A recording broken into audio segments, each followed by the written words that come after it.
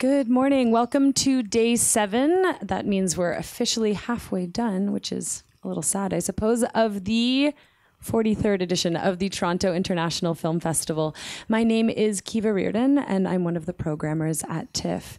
Thank you all so much for being here. We're very pleased to be presenting Look at Me, directed by Nejib Belkadhi.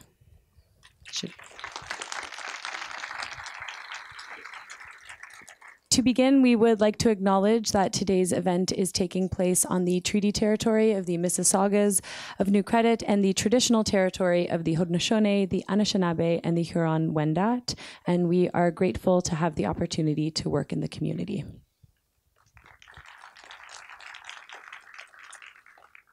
Today's screening is part of the TIFF Speaker Series, which is in partnership with the University of Toronto's Munk School of Global Affairs and Public Policy. And this series offers an extended Q&A following the screening, which pairs the filmmaker with an expert to gain a deeper understanding of the film's social and political context and the broader issues facing the world today.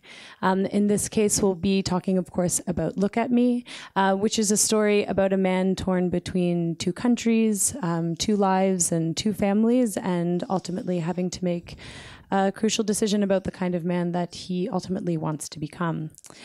This film is eligible for the Grolsch People's Choice Award. This year we are voting online, and you can do so at tiff.net/vote. And we would like to thank MPM Premium for providing us with this film. So as I mentioned, there will be an extended Q&A afterwards. This will be moderated by Randall Hansen from the Munk School, and he will be joined by Nejib Belkadhi, who is the director of the film. Nejib has been to the festival before with his last feature film, Bastardo, and we're very excited to have him back. So please join me in welcoming to the stage Nejib Belkadhi.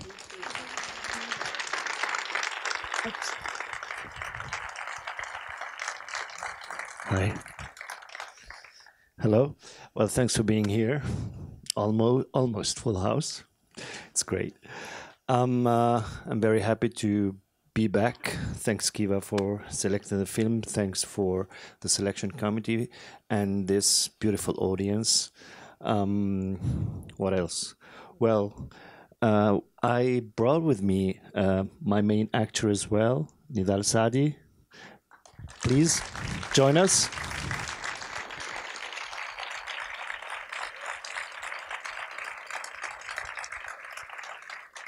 And that's it. Do you want to say something? Yeah, I'm just. I just want to thank you to be here today. I hope you will like the film. I'm very excited to see your reaction and your question after, and I'm excited to see myself also. Thank you very much. Actually, he discovered the film at TIFF like 2 days ago, and he was imploring me for 6 months to see it on a laptop, and I would say no. So he's thanking me for that, actually. I saw him the first time 2 days before, but I was so excited that I don't remember anything. That's why I'm here today. Thank you. Thank you very much. See you later. Thank you.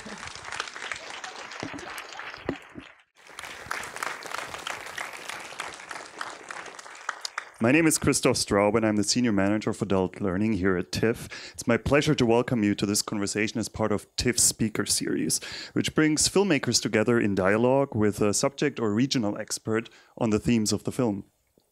Here, films serve as a springboard to inspire provoking conversations and a deeper understanding of issues facing the world today.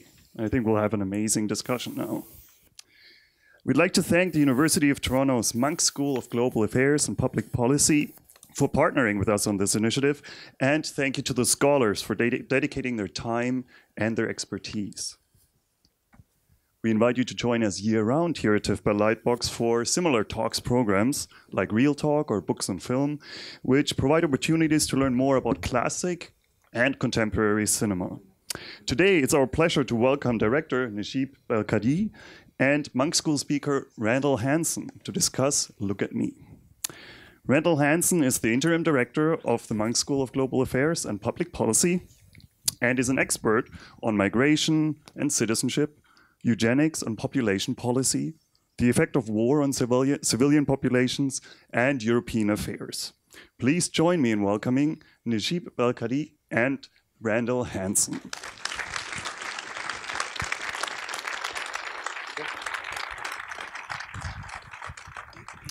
And with that, I'll give the word to Randall. Well, thank you very much. And let me begin with one word. Congratulations. Thanks. That was a wonderful film. Thank you very much. It was a great piece of direction and also a great piece of acting.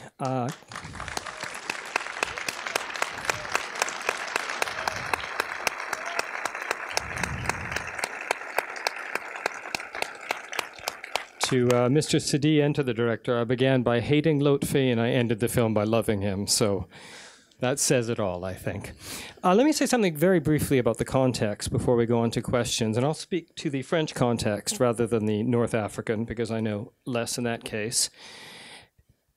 When you read about migration, integration, citizenship in France, in this country, you're told two things. One, it's all gone horribly wrong. And it's all gone horribly wrong because of the suburbs. The one word that everyone knows in French, banlieue. The suburbs, which are places of no hope, no dignity, no autonomy. This is complete and utter nonsense. It is appalling and it is condescending, both to the broader fabric of integration, citizenship in France, and to the rich and complex lives that are lived within the suburbs of France.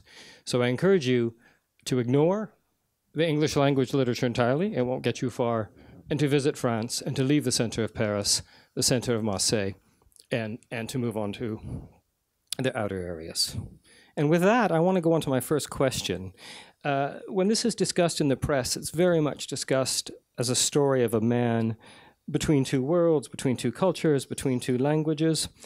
And I certainly saw what they were getting at there, but it seemed to me as much, if not more than that, to be a powerful story about fatherhood, about a man who clearly, in a sense, failed quite profoundly as a father in that he walked out on his son, but then who returned and rebuilt that relationship. So I'm under strict instructions not to ask any questions about intentionality, so I'm not.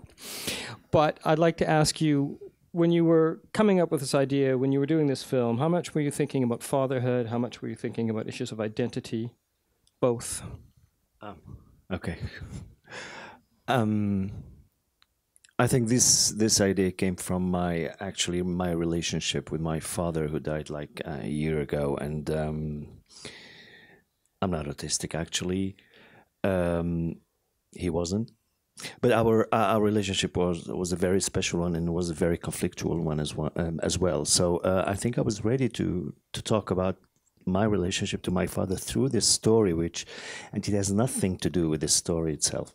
That was like the beginning. I think I was ready to tell this story, even though I have no children. But I always felt this connection to this kind of stories. And the second thing is that it comes from this time when I saw pictures on the internet that were done by an American photographer called Timothy Archibald. He photographed his autistic child, and so it was the connection between these two things that happened at the same time that made me realize that I needed to tell this story actually. I think it's a film. I intended it to be more a film about connection and acceptance. That's the most important thing. I think to me, through this character who goes back, who catches up, or let's say his past catches up with him, and he goes back home. To take care of this child that he left like years ago. So it was important for me to show that this character did not want to go back home actually in the first place. So he wanted to avoid that because it's his past, and he thought that he could deal with it, that he could have a new life, that he could erase everything. It's not true. I mean, you have to deal with your past before thinking about your present and your future. So that's what the film is about. Yeah, absolutely. No, I think that's fascinating. And in a sense, that's how I read this film. And I think so far the commentary in English in this country have misunderstood this film, partly because we have this obsessive need, above all in the city of Toronto, to see everything through the lens of immigration, race, diversity. And then, oh, if it's a man originally from Tunisia who's now living in Marseille and goes back, oh, this has to be a question about identity. It's not. It's a film about fatherhood. Yeah, absolutely. I mean, identity as well. Let's say okay. So I chose to begin with France, like to begin the story in France, for a very simple reason: is that I had to get the character, to put him in.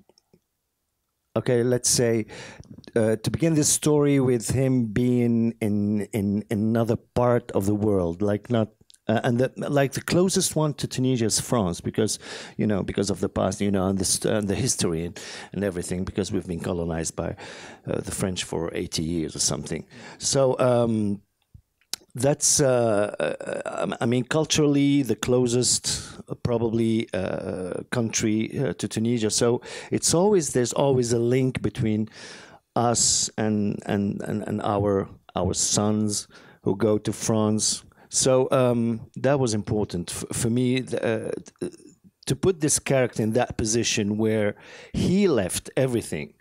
And he left his child, actually, and he fled from his child's syndrome, which is not a sickness, by the way, which is not an illness. It's a syndrome. Yeah. And so that was very important. So, and to put him, to face him with his responsibilities as a father, because he didn't want to become a father. And at the beginning of the film, he's just expecting a baby. So it's like his... swapping. It's like there's an image in the film where he puts the image, the photograph of his new son on the other one, and that has meaning. I mean, it's as if he's like torn between these two children, the future one, like the one who's coming, and the one who came from the past. So. Yeah, so it's not that he's torn between two cultures so much. He's torn between a life everything. He walked away from, of course, and a new life. He's torn between his mother and his girlfriend, and the problems begin when things become right for him. Actually, that's the thing. Like when you like at the beginning of the film, he lied to his girlfriend, and everything is okay. He's going back to Tunisia. He's taking care of the. He thought he would take care of the issue by placing the child somewhere and going back. Like he thought, well, it's going to take me like 2 or 3 days. You know what I mean? So he's stuck with the child, actually. So it's film about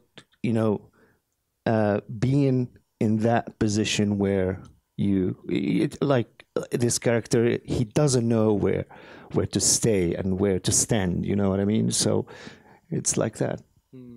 Yeah, I have to say, this is just a comment. Another thing I liked about the film a lot was the agency displayed by the women in the film, because the story begins with a character displaying, surplus of testosterone, displaying lots of masculinity, beating up his clients, and you find that Khadija, yes. Khadija and Sophie, in fact, emerge. She has more testosterone, actually.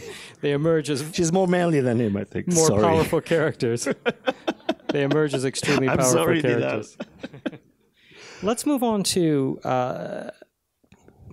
thinking about this film in the context of the history of the treatment of people with mental challenges, mental disabilities, with syndromes, as you appropriately put it. And to summarize that history very broadly, we went from tied to posts and tortured in basements, to the progressive version, which was put into institutions isolated from the cities, in which sterilization, torture, abuse was common. We're having a big debate in this country about the horrible ill treatment of First Nations populations within residential schools. Exactly the same thing happened to people with mental disabilities who were institutionalized in highly similar institutions. And what much of the literature, disability scholars have argued is that institutionalization is wrong. It's dangerous, it's abusive, and that people with these syndromes, these challenges, these disabilities need to be raised in the community, need to be mainstreamed. And what was interesting is that Lotfi recognized that more than all the specialists and other people in the family who cared deeply about Youssef. But he saw that fundamental point. And yeah, absolutely. I think we have two schools here. Like let's say there's Khadija, who's a sister-in-law who represents the science, probably nowadays science. Let's say the center, how you would take care of that specific child, the center, how you do that. You know, it's there, and it's important. I think it's very important. But there's something else, because there are other theories and there are other schools. It's him. It's the instinct. I mean, it's opposing those two schools. And I think that we don't have to oppose them. They're not, they're not enemies. Actually, they're complementary. You know, so that's what he brings to this child. You know, he's observing. He has a natural intelligence, and he observes, and he wants this child, to open to the world. Actually, he's in denial as well. Well, denial sometimes is. Doesn't work, psychologically for this kind of, for these children. But he brings something else, and Khadija sees that. I mean, she recognizes that this father is doing things in a different way, not like her. So I think that this child needs both. And I spent like 2 years in centers. I've talked with therapists, with people dealing with autism, and I filmed many autistic children. And I came to the conclusion that, the center, is, it's important, especially for the ones who need to. Like she says in the film, like in the center, he learned how to go to the bathroom, actually, things like that, like basic things like normal children learn at the age of 2 or something, or 1. And, but at the same time, other therapists told me that we need, it's important that we don't, that the world of these children don't have to just, be in centers with just autistic children. They have, to be with, let's say, I don't want to say ordinary, but neurotypical children, okay? So it's the mix of these two worlds, like him and Khadija, like science center and, real life that, can, help these children progress in life and open to the world. And then opening to the world doesn't mean like, speaking, or some autistic children won't speak at all. Probably some of them would open, some of them would not, but it's worth trying, I think. No, and I think one of the beautiful things that seems to me beautiful things in the film is that Lotfi at first is in obvious denial that he has a child with any challenges whatsoever, and then in these wonderful scenes where he's running through the house filming him, he clearly accepts that and sees a beauty and a dignity in what Youssef is, rather than making him something else. Yeah. But do you think he, in the end, accepts that point that you made, that you in fact need both, when he's on the boat back to Marseille? Or does he think he's going to manage this? himself? Well, actually, it's an open ending, so that them. I mean, we need a second film for that. So, and I just fought with my co-producers and my producers because we had a totally different ending. I can tell you that. So the first ending, which was, I mean, a hard one, is that he leaves the child in Tunis and that he discovers actually the videos on the boat. That specific video where the child filmed him. I mean, it would have been very hard. Don't you think so? Okay, so, and I think this end is more interesting because, and the problem is that when I came up with this end and we filmed it this way, it was like this in the script. My producers told me, we have, I mean, literally, you don't finish your film with Khadija. You have to finish your film with your main characters. And I said, okay, that's how we do things. I'm not going to do things that way. I'm going to finish my film with Khadija. She's not the main role, okay? She's very important in the film. But I just want to see that relationship, and especially Lotfi, in her eyes through that little video that the child shot of his father. We don't even know if Lotfi is aware of that, video. I don't know. I don't think he saw that video. You know what I mean? So, do you think he saw it? No, thank you. So it's it was important to finish the film on Khadija because it's and we argued, like I had to fight like for 4 months with my producers, and we tried the other way around. Like we tried to finish like with Khadija and then put the father and the son on the boat, and that looked like a Hollywood ending. Like if you just switch those two scenes, everything in the film changes. I mean, but everything. And I said, we have to finish the film on that specific scene where she sees the video, and that video means a lot. I mean, it means that something is possible. So Lutfi he's the instinct. He feels things. He doesn't think. I don't think this character thinks that much.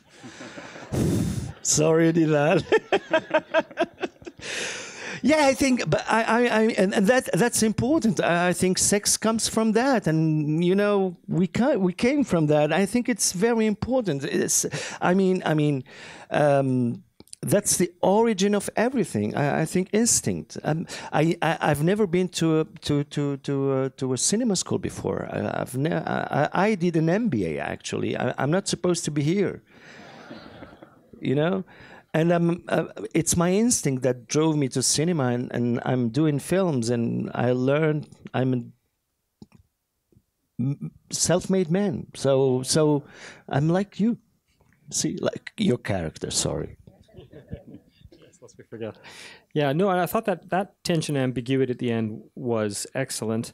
And also the way in which Youssef finally looked at his father through a camera, highly mediated.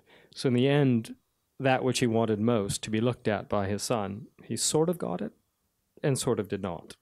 And that's where it's left. So the future contours of the relationship, I think, are very much open. We should probably go to... Yes, yeah, we can open it up to audience questions. Oh, you're still here? Yes, I'm still here. I was just listening, like the audience. Yeah, so we have a few minutes. Please, I'll call you and I'll repeat the question for the entire audience. So we'll start here with you. Yeah. Thanks.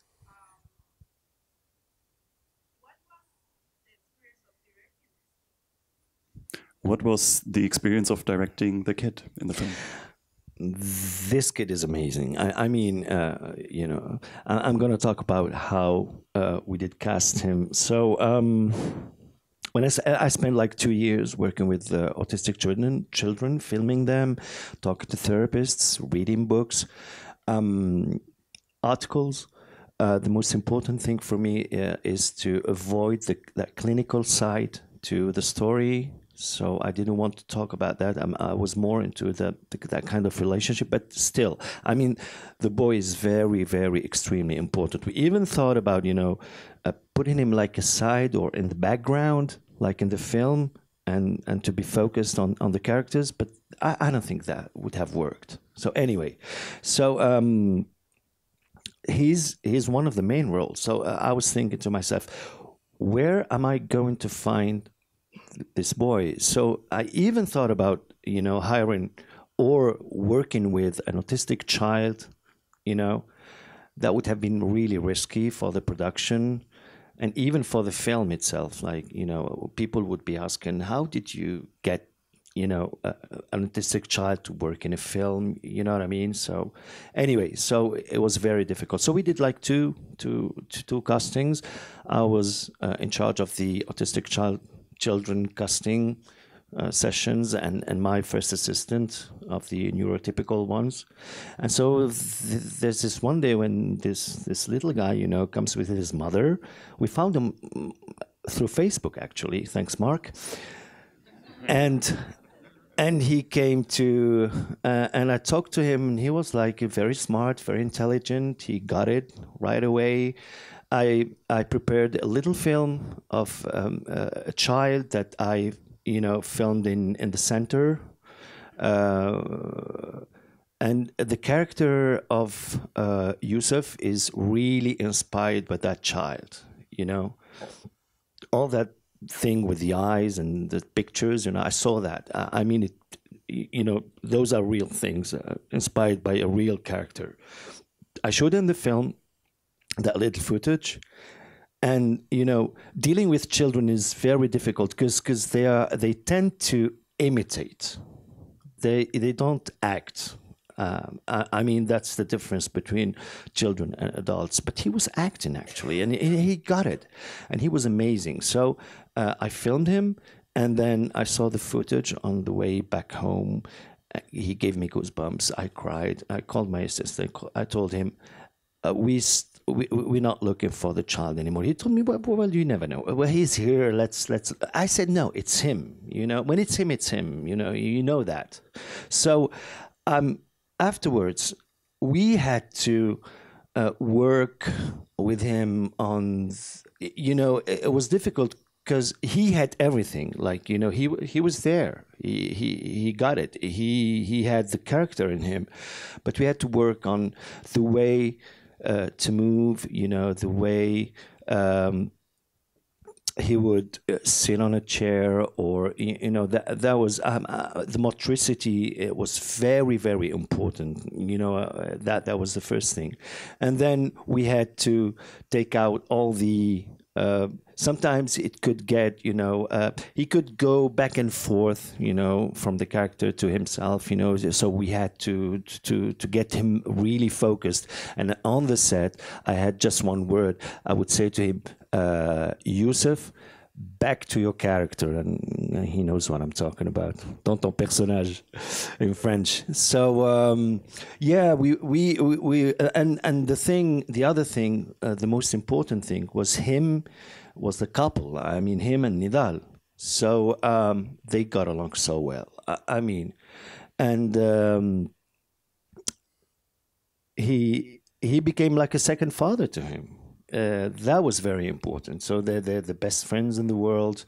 And yes, it was great working with him. But he was ready. I mean, I don't know. That was a gift from heaven. That was a gift from heaven, I think.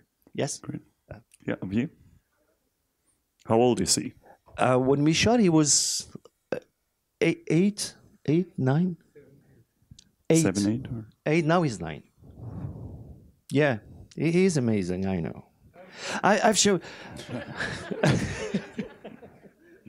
I've showed some of when I was editing the film. I brought in a therapist, and she just couldn't say. She thought he was autistic. Actually, I mean, yeah, that's great. I mean, that was the trickiest thing, like part of the shooting, like of the production itself. I thought to myself, if the child if I don't find the child, there will be no film. You know what I mean? Great. One more question here.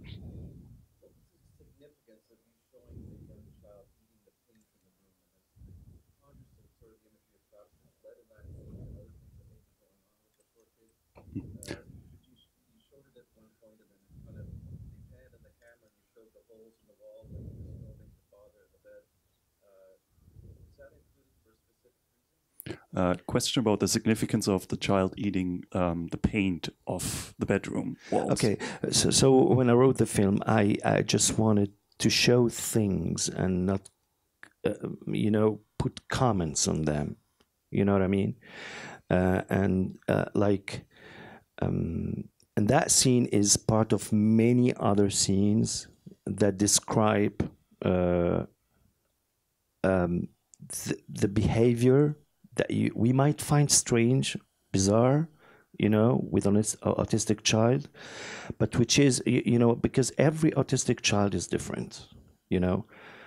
Some of them, you know, and the one that inspired me, this character, used to do that, you know. It's one of these things, like when he, you know, when he, you know.